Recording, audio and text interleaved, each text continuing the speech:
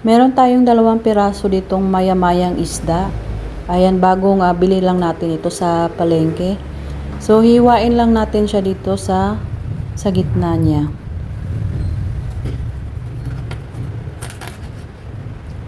So, ayan, napaka-bago pa yung isda at hindi pa siya galing sa freezer. So, hiwain lang natin din ulit yung isa. So, ayan, napaka-presko pa yung isda. Titimplahan lang natin ito ng asin at paminta.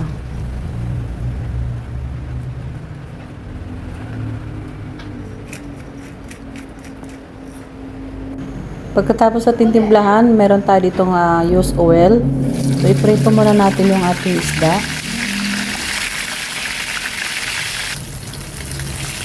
Ayan, baliktarin lang din natin siya. Mas masarap pag iprito muna siya dahil para matanggal yung langsa ng isda.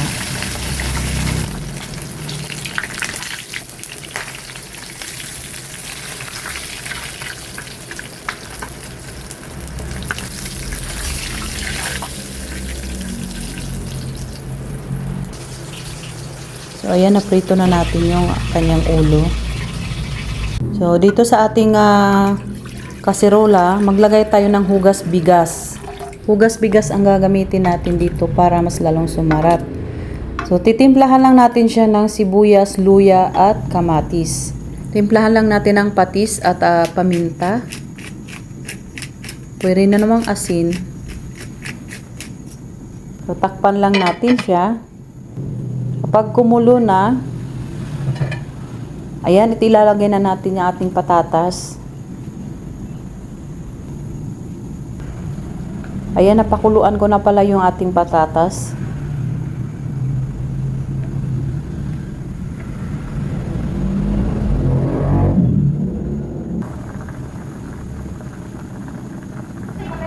Malambot na yung patatas, ilalagay natin dito yung ating hipon. Kunting hipon lang ilalagay natin dito.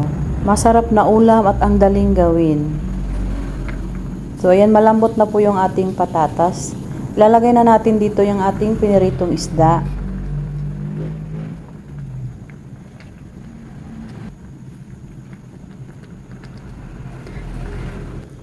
Isunod naman natin yung ating repolyo.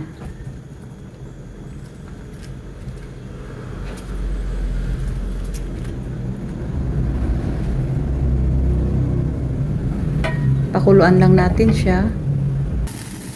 Pagkakulo niya, ayan, buksan ulit at ilalagay natin yung ating pichay.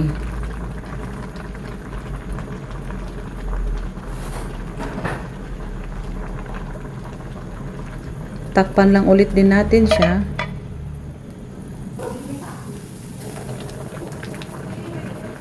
Huwag natin masyadong i-overcook yung ating gulay. So, ganyang luto lang, okay na yan. Kung ikaw ay bago ka pa lang sa aking YouTube channel, huwag mong kalimutan pindutin yung ating bell button para palagi kayong updated sa ating mga napakasimpleng ulam. Dito serve na ang ating piyesang isda with hipon. So, ayan, at tayo'y kakain na. Maraming salamat sa panunood.